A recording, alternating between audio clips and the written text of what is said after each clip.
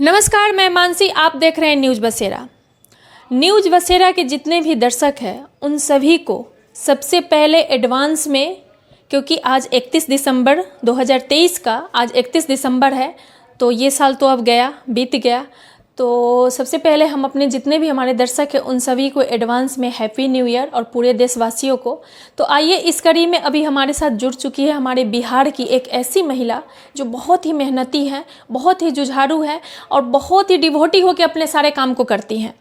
तो आइए, इनका नाम है सुमन जी। तो सबसे पहले तो सुमन जी, हमारे सभी दर्शकों को आप नए साल का शुभकामना दीजिए। बहुत बहुत स्वागत है सुमन जी आपका हमारे चैनल न्यूज़ बसेरा में।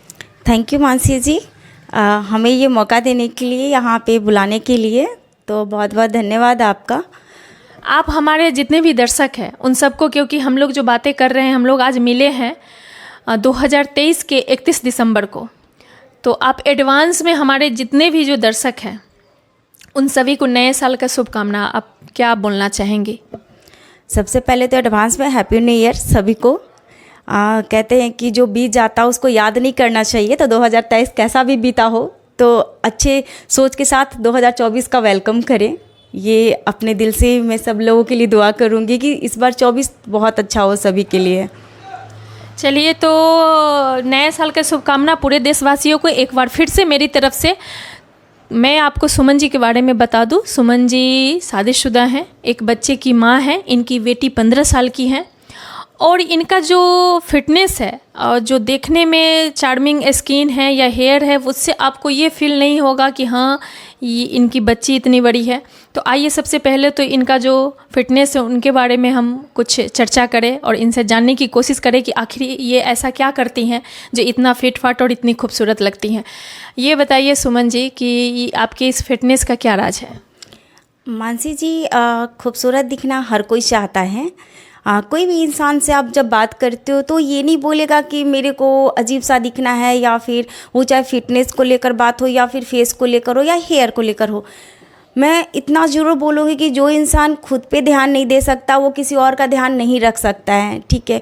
और हम अब खुद से ज़्यादा कोई ध्यान आपका नहीं रखता है। अगर आप जैसे मेरा है, अगर मेरी रूटीन की बात करें तो मैं पर डे 4:30 बजे लगभग जगती हूँ और सोने मॉर्निंग में 4:30 बजे? हाँ राइट। मैं 4:30 बजे, मतलब 5 बजे के पहले मैं जग जाती हूँ, मतलब बेड छोड़ देती हूँ मैं। उसके बाद मेरा एक्सरसाइज होता है, तकरीबन 45 मिनट का एक्सरसाइज होता है। उसके बाद 15 मिनट का मेडिटेशन चलता है। उसके बाद कुछ चीज़ें मैं पढ़ती हूँ या फिर सुनती हूँ जो पॉजिटिव थिंकिंग, यानी कि आपके दिमाग को, कहते हैं ना कि जब अच्छा खाना खाते हैं तो आपका बॉडी बहुत अच्छा होता है, लेकिन जब आप दिमाग को अच्छी चीज़ें डालते हो तो उससे आपका पूरा दिन अच्छा जाता है। क्योंकि अच्छी चीज़ें रहेंगी तो आप अगले को भी अच्छी बातें कर पाएंगे। जब आपके पास ही अच्छी बातें नहीं होगी, सोच नहीं होगा, तो बच्चा सोच कहाँ से आता है? तो अच्छी चीज़ों को पढ़ने, जैसे कि आप मोटिवेशन चीज़ें पढ़ते हो, तो मेरे को मोटिवेशन चीज़ें पढ़ना बहुत अच्छा लगता है, तो मैं वो बुक्स पढ़ती हूँ। या फिर कहीं यूट्यूब पे सुनती हूँ, किसी को अच्छा लगा तो उनका सुन लिया, कुछ पॉइंट वहाँ से मिल गए, तो मेरे को अच्छा लगता है पॉजिटिव चीज़ों पे बात करना। तो अभी जो मैंने सुमन जी से जो फिटनेस का राज पूछा, तो सबसे पहले हम आप सभी दर्शक को बता दें, चाहे आप किसी भी फील्ड से हो, स्टूडेंट हो, काम काज करने वाले हो, बिजनेसमैन हो, जो भी हो, जो इस चैनल को देखते हो, उनको मैं साल के लास्ट में और साल जो हमारा 2024 आने वाला है उसमें मैं यही बताना चाहती हूँ कि आप अपने हेल्थ को लेकर कॉन्शियस हो। कम से कम आप आधा घंटा का टाइम भी अपने स्वास्थ्य के लिए निकालें, क्योंकि आप स्वस्थ रहेंगे तभी कुछ कर पाएंगे। और आपको हम बता दें कि आपका जीता जागता ये जो एग्जाम्पल हम बता रहे हैं सुमन जी के बारे में, क्योंकि इतना काम करने के बाद भी, जैसा कि इन्होंने बताया कि 4 बजे सुबह में ये जगती हैं और घर संभालना फिर बाहर संभालना। इनके हस्बैंड गवर्नमेंट जॉब में हैं। लेकिन आज हम दूसरा सवाल इनसे जो करना चाहेंगे सुमन जी, वो आप बताइए कि हमारे समाज में एक महिला को काम करने के लिए, जैसे कि आपके हस्बैंड आप बाहर निकल के जो काम करती है, इसमें कितना सपोर्ट करते हैं आपका? सपोर्ट तो ऐसे करते हैं, आप फुली सपोर्ट करते हैं। क्योंकि मेरे को याद है जब मेरी शादी हुई थी तो एक नॉर्मल सी लड़की जिसकी शादी हुई, जिसका बस एक ही सपना था कि चलो हस्बैंड कमाते हैं, अपना कुछ ज़्यादा करना नहीं। लेकिन मेरा सोच था, आपकी शादी हुई तो वो जॉब में थे? जी हाँ, उस जॉब में थे। तो मेरी शादी हुई थी 2007 में, मेरी शादी हुई। और हर लड़की की तरह मेरा भी बहुत बड़ा ड्रीम था, मतलब होता है हर किसी का होता है, लेकिन मेरा ड्रीम थोड़ा सा अलग था। मेरे को शुरू से ना एक ही सपना रहा है कि मेरे को गहनों का शौक़ नहीं था, मेरे को शुरू से गाड़ियों का शौक़ है। मतलब मेरा अजीबोगरीब शौक़ है कि मतलब मेरे को अलग एक पहचान बनाना है। पर शादी होने के बाद सिचुएशन वैसा नहीं रहा कि मतलब मैं आगे कुछ कंटिन्यू कर पाती। लेकिन हाँ, थैंक यू मम्मी पापा को हमेशा मैं बोलना चाहती हूँ। और उसके बाद थैंक यू बोलना चाहती हूँ अपने हस्बैंड को कि इतने अच्छे लाइफ पार्टनर उन्होंने दिया कि उन्होंने मेरे को समझा कि ये क्या चाहती हैं, तो उन्होंने मेरे को आज़ादी दी। और वो आज़ादी का नतीजा है कि मैं आज आपके सामने बैठी हूँ। और उस आज़ादी की वजह से आज मैं सेल्फ डिपेंड बन पाई।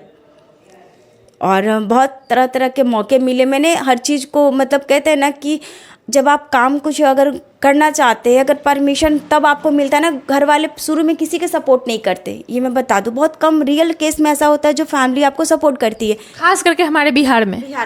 राइट। तो मेरे हस्बैंड ने सपोर्ट करा, बहुत अच्छा सपोर्ट करा। लेकिन हाँ, उसके दोगुना तिगुना अगर कहा जाए तो मेहनत मैंने भी करके दिखाया कि अगर आप सपोर्ट थोड़ा सा कर रहे हो ना, अगर 10% सपोर्ट कर रहे हो तो 90% एफर्ट मेरा था। फिर वहाँ पे वो चीज़ चेंज हुआ, माइंडसेट चेंज हुआ। एक वक्त था मेरे मम्मी पापा का खुद का घर, जहाँ पे मेरे को अगर किसी के घर पे जाना होता था ना तो 100 झूठ बोलने पड़ते थे। अच्छा, ये अपने उस समय के बाद शादी से पहले वाले लाइफ के बारे में बता रही हैं कि जब किसी फ्रेंड से मिलना होता था तो किस तरह से 100 झूठ बोलना, यानी कि बहाने बनाकर फ्रेंड से मिलने जाती थी। उस समय की बात बता रही। लेकिन अब बिल्कुल समय चेंज हो चुका है, अब उन्हीं लोगों का ही सोच चेंज हो चुका है। तो अच्छा, ये बताइए कि आप जो काम कर रही हैं, मेहनत कर रही हैं, सबसे पहले आप काम क्या क्या करती हैं वो हमारे दर्शकों को बता दीजिए। काम में तो सबसे पहले तो हाउसवाइफ का काम इतना घर में होता है कि अगर वो अच्छे से काम करे तो घर से फुर्सत नहीं मिलती कि वो बाहर जाए। दूसरी बात है कि अगर आप घर से टाइम निकाल भी लो तो एक माँ होने के नाते एक बच्चे की भी जिम्मेदारी आपको बनती है, जो उसका पढ़ना लिखना खाना पीना हर चीज़ आपको देखना पड़ता है। तीसरी बात है कि उससे भी बड़ी बात है कि हस्बैंड। बेटी आपके साथ रहती हैं? जी हाँ, बेटी मेरे साथ रहती है और हस्बैंड भी साथ में रहते थे। अभी वो मतलब उनकी बदली हो गई तो इधर नहीं है, वो ड्यूटी बाहर में करते हैं। तो अभी कैसा है कि अभी उनसे तो उनका देखभाल तो मैं नहीं करती, लेकिन हाँ एक बेटी है जिसकी जिम्मेदारी मेरे ऊपर है, तो खुद से पहले उसके बारे में सोचना पड़ता है। कहीं भी अब जाते हैं तो सबसे पहले उसको सोचना पड़ता है। लेकिन अच्छी बात बताऊँ कि आज के डेट में सो लकी कि मैं उसकी माँ नहीं हूँ, वो मेरी माँ है। मतलब देखिए, ये अपनी बेटी के बारे में बताती है। मात्र 14-15 साल की वो लड़की है और ये बताती है, एक माँ होकर बताती हैं कि वो मैं उसकी माँ नहीं हूँ, वो हमारी माँ है। ये आप क्यों ऐसा बताती हैं, इसके बारे में बताइए। हाँ, इस बात में मेरे को बहुत मज़ा आता है कि मैंने अपनी बेटी को, जो कहते हैं ना कि जो ज़िंदगी मैंने जी पाई, मतलब जिस तरीके से फैमिली ने मेरे को कोऑपरेट नहीं करा, मैं उस तरीके से अपनी बेटी के लिए वो माँ बनी, अभी बन रही हो। अभी पूरे मेरी कोशिश जारी है कि मेरी बेटी को कभी ये फील ना हो कि वो अकेले हैं, कहीं भी अकेले हैं, चाहे वो पढ़ने में है या फिर किसी भी फील्ड में जाना है तो माँ उनकी हमेशा साथ है। वो खुलकर मेरे से बात करे तो मैं उनको बिल्कुल फैमिली की तरह, मतलब हर जगह उनको रखती हूँ। मैं कुछ भी डिसीजन होता है, कुछ भी होता है, मैं उनसे पूछती हूँ, जबकि वो छोटी हैं लेकिन फिर बहुत समझती हैं, बहुत समझदार। कहते हैं ना कि कोई इंसान उम्र के साथ साथ समझदार बनता है, लेकिन समय और समझ इंसान को एक साथ नहीं आता। लेकिन मेरी बेटी में वो दोनों चीज़ें आ चुकी हैं, तो मेरे को ये बात का खुशी होता है कि मेरा मेहनत, मेरा स्ट्रगल मेरी बेटी में दिख रहा है उसके रूप में ना। वो कहते हैं ना कि पढ़ाई ही सिर्फ नहीं, आज के डेट में सिर्फ बेटियों को पढ़ाई नहीं, बेटियों को चाहिए ऐसा बनाना। कहते हैं ना कि बेटी को फूल की तरह नहीं बनाओ कि कोई भी कुचल के चला जाए, बेटी को ना सूर्य की तरह बनाइए कि जो भी नज़र उठाए ना उसकी नज़रें जल जाएं। बहुत अच्छा सोच है आपका। ये बोल रही हैं कि बेटी को आज के समय में कैसा बनाना चाहिए। अच्छा सुमन जी, ये बताइए कि जैसे कि आप वर्किंग वुमेन हैं, तो काम करने के दौरान आप जैसे कि बहुत दिनों से काम कर रही हैं, तो क्या क्या फेस करती है? कुछ ऐसा कि आपको बहुत बुरा लगता होगा कि हाँ इस समाज में एक महिला को काम बाहर निकल के करना चाहिए या घर में ही कैद रहना चाहिए, इस पे भी आप बताइए। देखिए मानसी जी, औरतों को एक बार बाहर, मेरे हिसाब से औरतों को एक बार बाहर निकलना ज़रूर चाहिए। लेकिन अब सवाल आता है ना कि कुछ लोगों को जब फ्रीडम दिया जाता है, लड़की हो चाहे औरतें हो, जो फ्रीडम दिया जाता है ना उसका वो नाजायज़ फ़ायदा उठाती हैं। सबसे बड़ा मैं एक लेडीज़ हूँ फिर भी ये टॉपिक को मैं छेड़ रही हूँ क्योंकि ये टॉपिक ऐसा है ना कि मैंने खुद फील करा है, मेरे को बहुत सारे ऐसे मौके मिले कि लोगों ने ऐसा ऐसा कमेंट पास करा कि मैडम आपके हस्बैंड, सच में मेरे हस्बैंड बहुत अच्छा इनकम कमाते हैं। तो अब किसी का अगर 60-70 हज़ार अगर इनकम होगी और उसकी वाइफ अगर रोड पे काम करेगी तो जाहिर सी बात है लोग कमेंट पास करेंगे। लोगों ने मेरे ये लोगों का सोच है, लेकिन हम आपको बता दें कि हमारा जो कंट्री है आउट ऑफ बिहार, जो जितनी भी फॉरेन कंट्री है, अमेरिका हो गया, यूएस, कनाडा हो गया, रूस हो गया, इन सब जगह औरत मर्द सभी कमा रहे हैं। ये हमारे देश में या हमारे स्टेट में ऐसा सोच है लोगों का। तो आप सबसे पहले तो ये बताइए कि क्या आप बोल रही हैं, अभी अधूरा ही हम आपको बीच में टोक दिए। मानसी जी, मेरा बस ये टॉपिक था कि जो फ्रीडम अगर किसी को मिलता है, या गर्ल्स हो या फिर कोई लेडीज़ हाउसवाइफ हो, तो सबसे पहले तो वो ईमानदार रहें।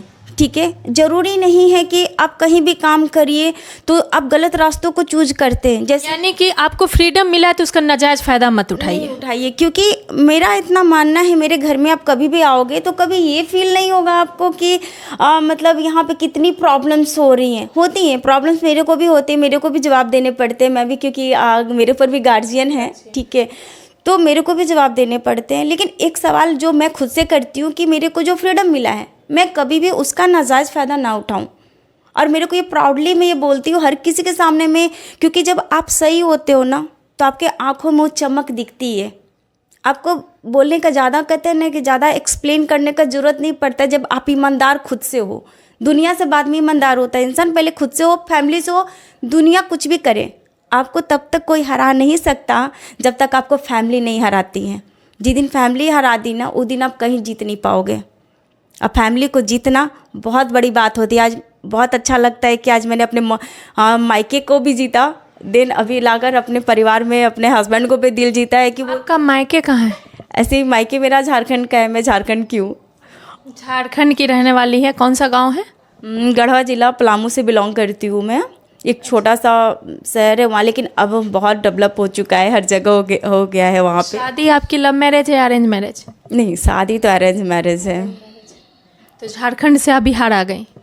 हाँ, मैं झारखंड से बिहार आ गई। हस्बैंड मेरे यहाँ पे जॉब करते थे तो यहाँ पे आई, और पहले तो मैं बस। अच्छा, ये भी पूछना चाहेंगे आपके हस्बैंड कौन सा जॉब, गवर्नमेंट जॉब में कौन सा करते हैं वो बता दीजिए। सब इंस्पेक्टर हैं अभी।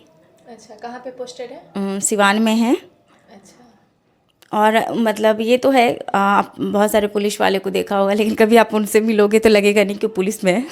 अच्छा। ये बिहार पुलिस में इनके हस्बैंड है, सब इंस्पेक्टर हैं, और ये बोलती हैं कि कभी उनसे मिलोगे तो ये नहीं लगेगा कि वो बिहार पुलिस में है। अच्छा सुमन जी, ये बताइए कि अभी के दौर में आपका पिछले साल कैसा बीता 2023, उसके बारे में थोड़ा चर्चा कीजिए। और आने वाले 2024 में आपकी क्या क्या प्लानिंग है?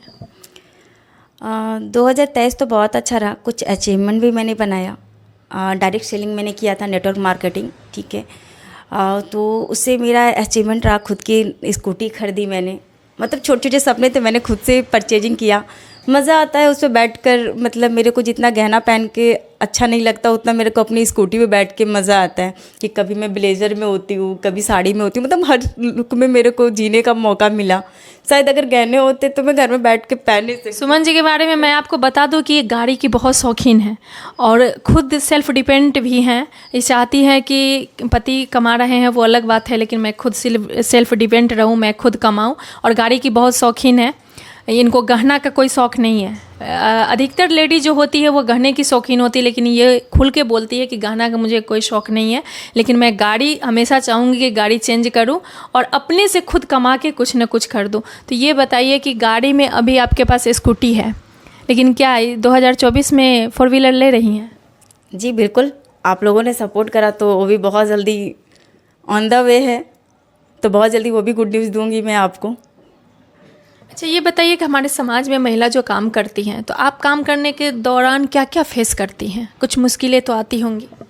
बिल्कुल आती हैं। बहुत बार ऐसा हुआ है कि जब मैं डायरेक्ट सेलिंग करती थी तो मीटिंग के दौरान कभी कभी लेट मीटिंग होती थी, लेट नाइट मीटिंग हो जाती थी, तो 8, 9, 10 भी बज जाते थे। तो घर में जाने के बाद रिएक्शन बहुत ख़तरनाक वाला होता था। मतलब माइंड में तो चलता था कि चलो आज तो अच्छा से क्लास लगेगा, माइंड में सोचते आते थे, ऊपर वाले को याद करते आते थे कि चलो आज तो बस भगवान आज तक किसी तरह संभाल लो, बाकी कल का मैं देख लूँगी। होता था बहुत बार, ऐसे होते थे कि आए बाहर से और आपके ऊपर जब इंसान बरसना शुरू करता है तो बहुत गंदी वाली फीलिंग आती है। फिर सोचते हैं कि कोई बात नहीं, आज अपना वक्त थोड़ा सा डाउन चल रहा है, उस लेवल पे आएंगे तो सारी चीज़ें ठीक हो जाएंगी। तो यानी कि हर जगह पॉजिटिव थिंकिंग के वजह से हर चीज़ को चेंज कर सकते हैं। मतलब डिपेंड करता है, कहते हैं ना कि परिस्थिति कैसा भगवान देगा ये ऊपर वाला जानता है, लेकिन आपको निकलना कैसे, आप हंस के निकलते या रो के निकलते हैं, डिपेंड टोटली आपके ऊपर करता है। तो मैंने हर चीज़ को, हर सिचुएशन को एक चैलेंज के रूप में लिया कि कोई बात नहीं, ये मेरी तरक्की में एक चैलेंज है कि अगर ऐसे प्रॉब्लम्स क्रिएट हो रहे हैं। बहुत बार बेटी भी मेरे ऊपर गर्म हो जाती है, ये नहीं होता, ये काम नहीं किया, कभी हो जाता है कि कभी ये काम अधूरा रह गया, होता है, माइंड से स्लिप कर गया। बहुत बार तो मैं याद कर करके करती हूँ, लेकिन बहुत बार होता है कि जैसे मीटिंग्स में चल गई या बाहर चली गई तो थक उक के आई तो थोड़ा सा माइंडी हो गया। अब रात में होता है कि रात में बहुत लेट नाइट आजकल मेरे को काम होता है, कुछ ना कुछ कहीं कॉल आ गया, कॉल पे बात करते करते खाना बना रही हूँ, कभी कुछ मिस हो गया। तो मैं एक ही चीज़ बोलती हूँ कि थोड़ा सा हमें भी टाइम दो, थोड़ा सा समझो। तो समझते हैं, ऐसा नहीं कि नहीं समझते, हाँ ज़रूरत होती है हमें खुल के बात करने की फैमिली से। अगर हम खुल के बात जितना ज़्यादा करेंगे ना तो उतना ज़्यादा हमारा प्रॉब्लम सॉर्ट आउट होता है। डिपेंड करता है कि आप प्रॉब्लम पे फोकस कर रहे हो या सॉल्यूशन पे कर रहे हो। तो मैं हर किसी को एक चीज़ ज़रूर बताना चाहूँगी कि जब भी अगर लाइफ में करे ना तो सॉल्यूशन पे ज़्यादा फोकस करें। हर प्रॉब्लम का सॉल्यूशन है, क्योंकि दुनिया में कोई ऐसा ताला नहीं बना जिसकी चाबी पहले नहीं बनाई गई। चाबी, ताला कितना भी बड़ा होगा लेकिन चाबी उसकी ज़रूर होती है। चलिए, बहुत बहुत धन्यवाद आपको कि न्यूज़ बसेरा चैनल को टाइम देने के लिए, और इतना अच्छा सोच ये रखती हैं कि इनका कहना है कि दुनिया में कोई भी ऐसा ताला, कोई भी ऐसी प्रॉब्लम हो उसका समाधान है, समस्या की समाधान है, और जिस समस्या के समाधान नहीं है वो समस्या ही नहीं है। सुमन जी का बिल्कुल कहना है। तो हमारे जितने भी न्यूज़ बसेरा का जो दर्शक है उन सभी को फिर मिलते हैं न्यू ईयर का। फिर लास्ट में हम एक बार आप सबको शुभकामनाएं देते हैं, नए साल की हार्दिक शुभकामनाएं। फिर मिलते हैं नए साल में आप सबसे नेक्स्ट वीडियो में।